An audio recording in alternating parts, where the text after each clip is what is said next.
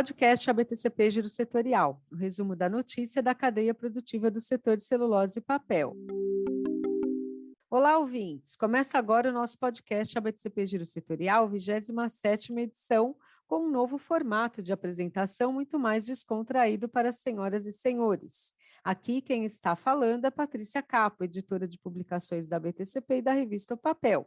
E quem também está aqui comigo para conduzir este giro setorial de notícias é a jornalista e minha editora assistente dos podcasts, Thaís Santi. Olá, pessoal, tudo bem com vocês? Esperamos que vocês tenham tido um excelente Dia das Mães ao lado das pessoas que vocês amam. E você, Patrícia, como é que foi o seu dia? Afinal, pessoal, essa mulher aqui do meu lado não é só uma excelente profissional, como uma mãe excepcional.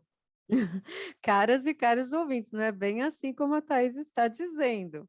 Mas o que eu comento aqui é que muitos pais são mais do que mães para os seus filhos. E, portanto, eu deixo aqui os meus parabéns a todos e a todas que são mães exemplares, além de excelentes profissionais. E espero que tenham tido um dia muito feliz, assim como eu tive também esta oportunidade. É isso aí, Patrícia, mas é sim, eu reforço aqui, tenho referências da sua filha. E Ai, agora, Thaís. e agora que deixamos a nossa mensagem de carinho a todas as mães, vamos aos acontecimentos das últimas 2 semanas.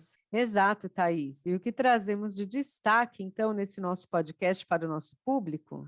Bom, Patrícia, temos vários assuntos interessantes com os áudios dos representantes das empresas. Entre eles, a coletiva para a imprensa da Suzano na última semana, que falou sobre o desempenho do primeiro trimestre, a recompra de ações e aquisições de terras florestais e o desempenho da Irani, que também foi expressivo nesse período. E da parceria da Poire com a empresa Otório, entrando aí no cenário da segurança cibernética na indústria, além de um material biodegradável que otimiza a aplicação de fertilizantes em mudas, criado por inventores da UFSCar e da USP.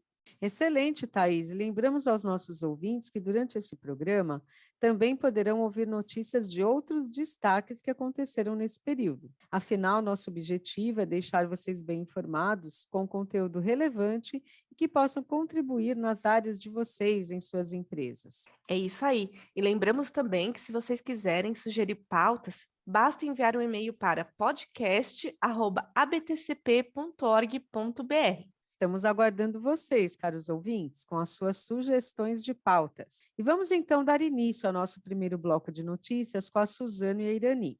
Contextualizando aqui para vocês, a Suzano anunciou no dia 28 de abril um contrato para aquisição da totalidade das participações societárias detidas por empresas titulares de ativos imobiliários e negócios nos estados de São Paulo, Mato Grosso do Sul, Bahia e Espírito Santo, envolvendo então uma área de 206 mil hectares. A operação totaliza 667 milhões de dólares, montante a ser pago entre 2022 e 2023. A operação tem o objetivo de ampliar a eficiência operacional da Suzano e perguntamos então aos porta-vozes da Suzano, os executivos Marcelo Batti e Aires Galhardo, como isso vai acontecer na prática, além da atual disponibilidade da madeira pela empresa. Esses ativos que nós adquirimos agora, eles já eram operados pela Suzano, né? A gente já tinha acesso a essa madeira, e por isso a gente vinha fazendo pagamentos à medida que a madeira era colhida e entregue para nós ao longo do tempo, num contrato de parceria. O que mudou é que os ativos passam a pertencer a nós, não só o ativo florestal, né, as árvores plantadas na área, mas a própria área. Isso faz com que a gente ganhe competitividade no tempo, né, porque a gente hoje desembolsa em torno de 51 milhões de dólares por ano para comprar essa madeira, e nós faremos um desembolso de 667 milhões de dólares, que vai nos fazer economizar esses 51 milhões de dólares por ano e ainda ficar dono dessa terra. Então, isso, ao longo do tempo, vai propiciar uma maior competitividade para a companhia. Com relação à disponibilidade de madeira, a gente segue dentro do plano que a gente já tinha estabelecido. Então, assim, a gente não tem grandes intercorrências nas regionais, a não ser aquela que o Cerrado provocou, né? A gente está construindo uma fábrica muito grande, que demanda um volume diário de madeira também bastante grande, então faz com que a gente tenha que plantar um volume diário bastante significativo no Mato Grosso do Sul. E até nós apresentamos no Suzano Day em março, uma nova curva, né, daquilo que a gente chama do CTE, com um raio estrutural sendo ajustado um pouquinho mais à frente. A gente previa lá em 2024, com o Cerrado, a gente deslocou isso para 2027, porque a gente vai precisar realmente comprar um pouco de madeira, bastante madeira no começo da planta, então plantando muito para colher a partir do terceiro, quarto ano de operação da fábrica. Então, essa é a variação que tem no plano. No restante, ele segue dentro das expectativas que nós tínhamos anteriormente. Só para esclarecer que grande parte dessa madeira já está comprada. Precisaremos comprar, já está comprada, porque vamos receber a partir do momento do início do projeto será. Durante a coletiva, Walter Schalke, o CEO da Suzano, também comentou os resultados operacionais da companhia e a recompra de ações que será realizada pela empresa. A companhia poderá adquirir até 20 milhões de ações ao longo dos próximos 18 meses, que entrou em vigor no dia 4 de maio. Nesse caso, o programa abrange até 2,8% do total de ações em circulação no mercado. E todas as operações de compra de ações de emissão da companhia estão sendo realizadas na B3 a preço de mercado. Já com relação ao desempenho, o balanço referente ao primeiro trimestre da Suzano obteve um EBITDA ajustado de 5,1 bilhões de reais, uma alta de 5% em relação ao primeiro trimestre do ano passado. A geração de caixa operacional, outro importante indicador que mede a saúde financeira da companhia, totalizou 3,9 bilhões de reais e ficou estável igual base de comparação, mesmo diante de um cenário de forte pressão de custos. Isso permitiu que, mesmo num grande momento de investimento, nós estamos fazendo o maior projeto da história da companhia, investimentos que excedem 19 bilhões de reais, onde nós colocamos nesse trimestre 1,2 bilhões de reais. Mas em adição ao grande investimento, nós distribuímos no primeiro trimestre 1 bilhão de reais e agora no segundo distribuiremos mais 800 milhões de reais e com isso nós conseguimos, mesmo com essa situação de grande investimento e retorno de capital para os acionistas, nós tivemos uma manutenção da dívida líquida da empresa no patamar de aproximadamente 10,5 bilhões de dólares. Também tivemos uma questão relevante no trimestre, que é a questão da mudança do conselho, que é onde atingimos o nosso objetivo de termos mais de 30% de mulheres no nosso conselho. Agora são 3 entre 9 membros, mais de 50% deles são independentes. Também, de uma forma bastante positiva e como evento subsequente, nós fizemos a aquisição dos ativos da Pátria por 667 milhões de dólares, ainda atendendo algumas condições precedentes, ainda eminentemente a aprovação do CAD como a questão mais relevante. É para isso que nós esperamos concluir essa operação nos próximos meses. E ontem anunciamos um programa de recompra de ações, com um limite de 20 milhões de ações nos próximos 18 meses. E quanto à Irani, Thaís, quais os dados que você possui? Olha, Patrícia, a Irani também teve um expressivo resultado. Ela registrou o lucro líquido de 112 milhões de reais no primeiro trimestre e ele foi 98% superior ao mesmo período do ano passado, segundo a empresa. E até como a gente vai escutar aqui, isso se deu pela sólida estratégia de negócios aliada aos critérios ESG adotados pela empresa. E acrescentando ainda mais algumas informações interessantes, no primeiro trimestre, o mercado interno representou 81% das vendas realizadas pela companhia, com o mercado externo chegando a 19%. Das vendas totais, o segmento de embalagens sustentáveis representou mais da metade da receita líquida no período, com 51%. Seguido pelo segmento de papel para embalagens sustentáveis, que representou 35%, e o segmento de resinas sustentáveis, com 14%. Ou seja, demonstrando que a estratégia da companhia está no caminho certo. E quem falou com a gente foi o Odivan Carnim, diretor de administração de finanças e relações com investidores da Irani. Olá a todos, é um prazer estar falando aqui para o time da ABTCP e todos os ouvintes aqui do podcast e comentar um pouquinho do resultado da Irani nesse primeiro trimestre de 2022. O trimestre foi muito bom, já em linha com o que aconteceu durante todo o ano de 2021. nós tivemos um incremento de 98% no lucro líquido, que alcançou 112 milhões de reais nesse trimestre, um recorde para a companhia. A nossa receita líquida cresceu 14% em relação ao primeiro trimestre de 2021, o que também demonstra a consistência dos resultados da empresa. De fato, a gente vê as tendências ESG impulsionando os resultados econômicos da empresa por conta da natureza intrínseca do negócio, de trabalhar com reciclagem. Aproximadamente 70% da matéria-prima que nós usamos são aparas de papel.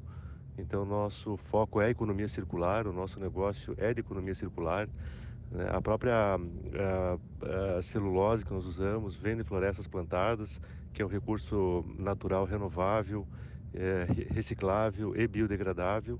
E tudo isso acaba que impulsiona os resultados econômicos, uma vez que a sociedade como um todo está prestando mais atenção e preferindo e utilizando o papel, a embalagem de papelão do lado, como uma embalagem sustentável e adequada para embalar produtos de e-commerce, de delivery, e que tem tido também uma demanda muito forte desde 2020 com o advento da pandemia.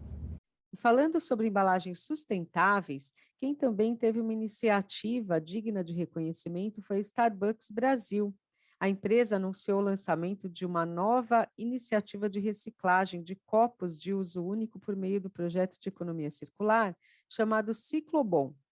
Ele foi desenvolvido pela Biopackaging com apoio da produtora de papel cartão Ibema e da startup de logística reversa inteligente Green Mining. O objetivo foi dar uma nova vida aos copos, transformando-os em luvas de copos para bebidas quentes. Sabe aquele protetor para não queimar a mão que envolve o copo? Então, basicamente é isso. Pois é, Patrícia, isso faz parte inclusive da meta global da Starbucks, que é de reduzir em 50% os resíduos de lojas e fábricas enviados para aterros até 2030. Muito interessante, né? Pois são pequenas ações que fazem a diferença. Eu acho que quando as empresas se apegarem à ideia de que a mudança está nos detalhes, muito se vai avançar na economia circular, em especial com o apoio de startups parceiras do setor. Falando nisso, Patrícia, o que você acha de contarmos sobre o giro que estamos preparando sobre o assunto? Então, ouvintes, já que a Thaís fez essa chamada, vamos anunciar que estamos preparando novos podcasts ABTCP, que serão os giros temáticos. O primeiro deles será sobre as startups, portanto, aguardem em breve este novo lançamento. Mas, falando agora sobre a Suzano, nós vamos em frente com as nossas notícias e vamos contextualizar a empresa no mundo da sustentabilidade, que ela lançou o programa Cuidar da Água para engajar fornecedores na gestão de recursos hídricos. Esse programa tem duração de 3 anos e conta com fornecedores estratégicos convidados pela empresa.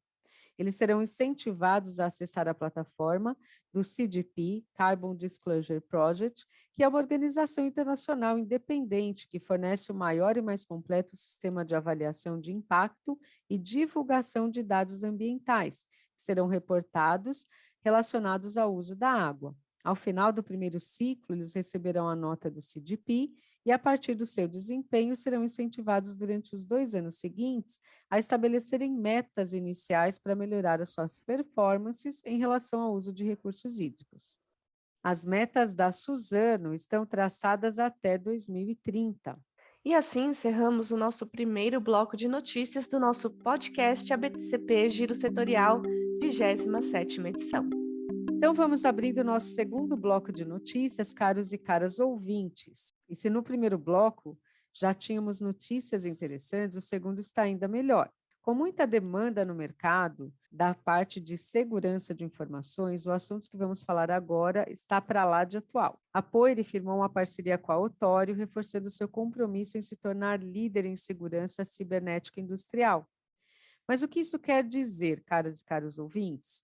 É que com a revolução da indústria 4.0, né, já caminhando para 5.0, a digitalização foi impulsionada ainda mais durante a pandemia, onde pudemos acompanhar paradas gerais sendo feitas à distância, disponibilização de dados em nuvem, investimentos das empresas em análise preditiva para trazer mais competitividade, e nesse caso, a proteção das suas informações ganhou também maior importância.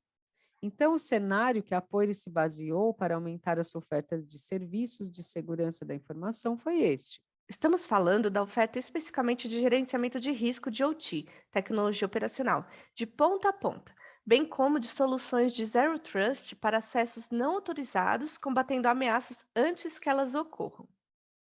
Para entender melhor sobre essa parceria, conversamos com Flávio Maeda, o Head de Serviços de Digitalização e Transformação Digital da Poire para a América Latina. Flávio, já adiantamos aqui o contexto das indústrias, mas em suas palavras, por que a empresa buscou essa parceria? Bom, a questão da cibersegurança é um tema que está tomando cada vez mais importância na agenda das empresas, em virtude de todos os ataques cibernéticos que acontecem todos os dias em todos os tipos de empresas de todos os setores. Mas o ponto é que a cibersegurança industrial, ela toma uma importância ainda maior por conta de que um ataque a uma infraestrutura crítica de OT, ela pode colocar em risco a segurança das pessoas e do meio ambiente. Ou seja, ela vai além das perdas financeiras, e sem falar no prejuízo à imagem da própria empresa. E tudo isso tende a agravar cada vez mais com o avanço da digitalização industrial. Com toda essa tendência da indústria 4.0, isso deve ampliar rapidamente os riscos cibernéticos para todo tipo de empresa que utiliza extensivamente infraestrutura operacional. E também com o avanço da internet das coisas industrial. E isso faz que a proteção de ambientes industriais complexos seja cada vez mais difícil, porque com o avanço do IoT industrial, a gente tem cada vez mais uma quantidade maior de sistemas conectados à rede, e essa complexidade ela só pode ser tratada com o uso de automação. Endereçar essa proteção às infraestruturas de IoT apenas com pessoas de forma manual é algo também que é cada vez mais difícil. Bom, a Poire, que é parte do grupo EIFRE, ela já possui uma área forte em segurança cibernética, que possui expertise em setores como defesa, indústria e todo tipo de infraestrutura crítica, e nós continuamos reforçando as nossas competências nessa área. Um exemplo disso foi a aquisição em abril de 2022, lá na Suécia, de uma empresa chamada WIOP, que fortaleceu o nosso time global com 26 novos especialistas em segurança cibernética. Bom, entretanto, essa área de análise de riscos cibernéticos relacionados ao OT, principalmente, ela sempre foi tradicionalmente muito dependente de pessoas nas empresas. E por conta disso, a maioria das empresas não conta com todos os recursos necessários para manter essa atividade manual, dependente de pessoas, e as empresas acabam ficando cada vez mais expostas aos riscos cibernéticos. Isso se agrava pelo fato também de haver cada vez mais, como todo mundo sabe, uma escassez de profissionais experientes em TI. Nessa área de segurança cibernética isso é pior ainda, a gente tem muito poucos profissionais experientes nessa área. Isso no mundo como um todo, né? Assim, aqui no Brasil, infelizmente, essa situação não é uma exceção. A gente também tem essa escassez muito grande de profissionais na área de cibersegurança. Então, é por isso que a parceria da Poire com a Authoreo, ela se torna um movimento estratégico para a empresa. Tá? A Authoreo é uma das empresas líderes mundiais em cibersegurança industrial e ela possui uma plataforma que automatiza tanto a análise proativa de riscos cibernéticos, quanto o monitoramento contínuo de incidentes de segurança. Essa plataforma ela pode ser aplicada em diferentes casos de uso, tanto para testes de comissionamento de novas instalações industriais, quanto também para análise de ameaças em instalações existentes. E essa plataforma, combinada então ao nosso extenso know-how nesse setor, ela traz à Poire, junto com a Authoreo, uma vantagem competitiva única no mercado, aumenta a certeza que nós temos que os nossos clientes estarão cada vez mais preparados para enfrentar os crescentes riscos que estão associados à adoção de tecnologias digitais. Flávio, você poderia comentar quais as perspectivas para esse mercado de segurança cibernética industrial? O que a gente tem visto é que globalmente há uma crescente conscientização quanto aos riscos associados a todas as ameaças cibernéticas por todos os tipos de empresas, mas também governos e a sociedade em geral. E isso é extremamente positivo. Todos os segmentos industriais começam a dedicar cada vez mais atenção a esse tema. As empresas estão se dando conta que não têm feito o suficiente para entender os riscos cibernéticos aos quais as suas operações estão expostas. E, infelizmente, essa realidade não é diferente no setor de papel e celulose. E, dada a escassez que eu comentei de recursos especializados, essa tendência tende a piorar bastante antes de melhorar. Por esse motivo, a aliança da Poire com a Otorio é a nossa resposta a esse movimento de conscientização global e que nos posiciona como o melhor parceiro para os nossos clientes endereçarem o tema de segurança cibernética em suas operações industriais. Em especial aqui para os nossos ouvintes, Flávio, quais seriam as principais áreas de atenção nas indústrias e quais as tecnologias que estão disponíveis para o gerenciamento digital? Bom, antes de mais nada, é preciso destacar que a segurança cibernética de operações industriais ela tem os seus desafios únicos e deve ser tratada de forma diferente da segurança cibernética aplicada a ambientes de TI corporativos. Isso já ajuda a definir as medidas necessárias para garantir que os ambientes industriais críticos eles estejam devidamente protegidos e monitorados. Além disso, as indústrias elas também precisam pensar na segurança cibernética ao longo de toda a cadeia de valor e também ao longo de todo o ciclo de vida dos empreendimentos industriais.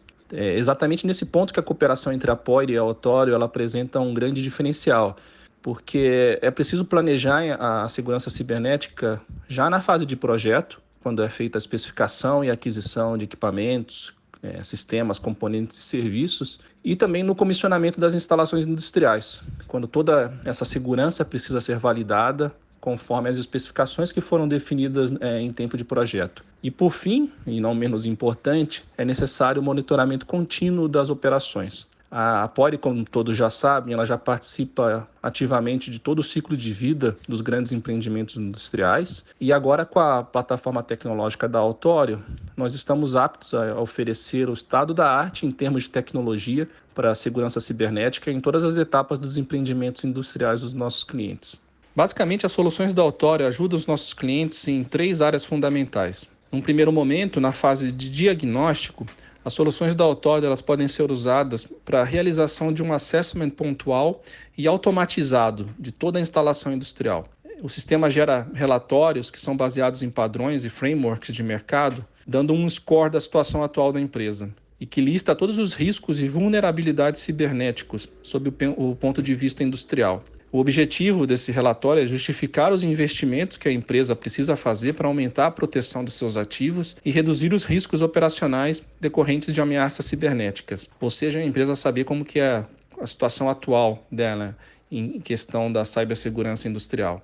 Já no segundo momento, a solução da Otorio chamada RainSquare, ela tem a função de suportar continuamente os times de segurança operacional das empresas nos seus desafios do dia a dia. Ela coleta, trata e analisa os dados de múltiplas fontes presentes no ambiente industrial, entregando uma visão clara e contextualizada da situação de todos os ativos do ambiente. Além disso, ela resolve o principal problema de ferramentas de monitoramento de segurança, que é a fadiga que é causada por uma enorme quantidade de alertas gerados pelos times de monitoramento. A plataforma da Otorio ela reduz o ruído em 80%, e provê insights e recomendações que podem ser seguidos pelos times de segurança para a tomada de ação e medidas preventivas de forma proativa, ou seja, antes que os incidentes ocorram. E, por fim, a solução da Otorio permite a implementação também do acesso remoto a ambientes industriais de forma segura. Por meio dela, os times de segurança podem facilmente configurar permissões de usuários ou grupos de usuários para fornecedores, prestadores de serviços ou funcionários da própria empresa, implementando o acesso remoto a uma planta inteira, múltiplas plantas ou ativos específicos em poucas horas, criando um único ponto de entrada ao ambiente industrial, que facilita a gestão de segurança de um único ponto de forma centralizada. Mais um caminho sem volta no mundo das tendências globais, o que é muito positivo por sinal. A transformação digital veio para ficar e tem muito a contribuir tanto para a competitividade quanto para que as empresas atinjam excelência nas suas metas ESG, uma vez que elas podem acompanhar de uma forma muito mais exata e consistente os seus resultados. Inclusive, a Poire foi contratada pela Dexco para a elaboração do Plano de Digitalização Industrial, PDI. A partir de uma abordagem de Indústria 4.0, o plano forneceu à Dexco um roadmap de iniciativas digitais que irão apoiá-la na tomada de decisões estratégicas no curto, médio e longo prazo. Na elaboração desse PDI, a Poire usou como abordagem pilares como Smart Automation, Smart Process, Smart Maintenance e Cybersecurity, para realizar um diagnóstico da situação atual de cada fábrica de painéis da Dexco. Eu, particularmente, acho fantástica a estratégia da Poire. E você, Patrícia? Eu concordo com você, Thaís, né? A Poire, que é tão tradicional na parte de análise, né, de projetos, estudos de impactos ambientais, e há muitos e muitos anos, né, tem uma tradição no setor, agora então está entrando nessa parte de segurança de informações, né, a segurança no cyberespaço. E já que estamos falando de tecnologia, outra notícia interessante foi uma solução de inteligência artificial criada entre a Siemens e a startup Embedo, especialista em desenvolver soluções baseadas em internet das coisas. Nesse caso, eles criaram uma solução para uma operadora logística que administra malhas ferroviárias em Minas Gerais, Rio de Janeiro e São Paulo. E essa solução consiste na necessidade urgente de modernizar o monitoramento de passagem de nível, ou seja, de como é feito o cruzamento entre uma ferrovia, uma estrada ou até mesmo um outro caminho mais simples, por meio de combinação de tecnologia de automação e informação. Isso substitui na prática, caros ouvintes, os antigos mecanismos como avisos sonoros luminosos e barreiras físicas para o controle da passagem de veículos enquanto os trens estavam passando. Indiretamente, isso contribui para o setor, né? Bom, inovação e tecnologia realmente andam juntos. E uma nova notícia que vamos dar para vocês trata exatamente disso, mas com foco em biotecnologia nesse caso, estamos falando de um material biodegradável que libera nutrientes de forma lenta e prolongada para a produção e crescimento de plantas. A tecnologia otimiza trabalho e tempo, além de gerar economia e menos resíduos, desenvolvido por pesquisadores da Universidade Federal de São Carlos, UFSCar, e da Universidade de São Paulo, a USP. É isso mesmo, foi uma inovação a partir da fibra de celulose extraída do bagaço de cana-de-açúcar, um invento que tem a aparência de um papel e carrega 3 macronutrientes essenciais para o desenvolvimento de qualquer tipo de planta, ou seja, nitrogênio, fósforo e potássio. É biodegradável por sofrer decomposição natural ao entrar em contato com o ambiente. O método foi registrado como patente junto ao Instituto Nacional de Propriedade Industrial, INPE, com apoio da Agência de Inovação, da UFSCar, e é inédito para este tipo de uso. Ele deriva de uma tese de Lucas Luiz Messa, doutor em Engenharia e Ciência de Materiais da USP, campus de Pirassununga, com apoio da Fundação de Amparo à Pesquisa do Estado de São Paulo, a FAPESP, e teve orientação de Roselena Faes, docente no Departamento de Ciências da Natureza, Matemática e Educação do campus Araras da UFSCar. Conversamos então com a Roselena para nos explicar melhor sobre a aplicação desse material, que pode ser utilizado inclusive em eucaliptos, e ela disse sobre os diferenciais deste produto.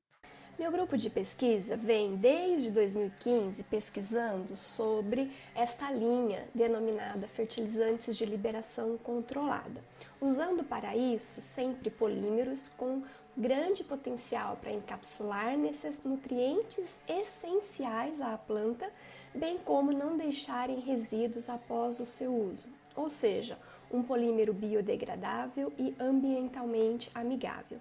Nesta linha, vários tipos de materiais foram pesquisados e a produção de filmes como embalagem a partir de celulose do bagaço de cana-de-açúcar fez parte de um projeto de doutorado do grupo de pesquisa. Esse filme ele é composto basicamente por celulose, a qual foi modificada superficialmente para conter grupos fosfatos. Estes grupos contribuem tanto com o nutriente fósforo, como também atribui carga à celulose, o que vai então melhorar a sua interação com outros nutrientes, como nitrogênio e potássio. A produção em escala laboratorial é feita utilizando a técnica de casting, que se baseia simplesmente na formação de uma suspensão, a deposição sobre um molde específico e a evaporação da fase aquosa.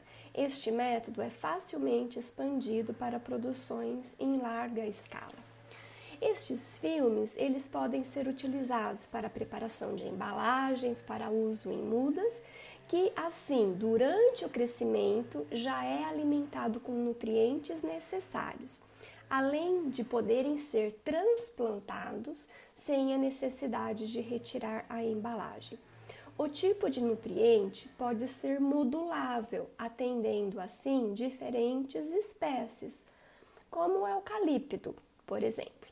Os estudos foram realizados em laboratório, mas podem ser expandidos e estamos trabalhando para a compreensão com estudos realizados em campo.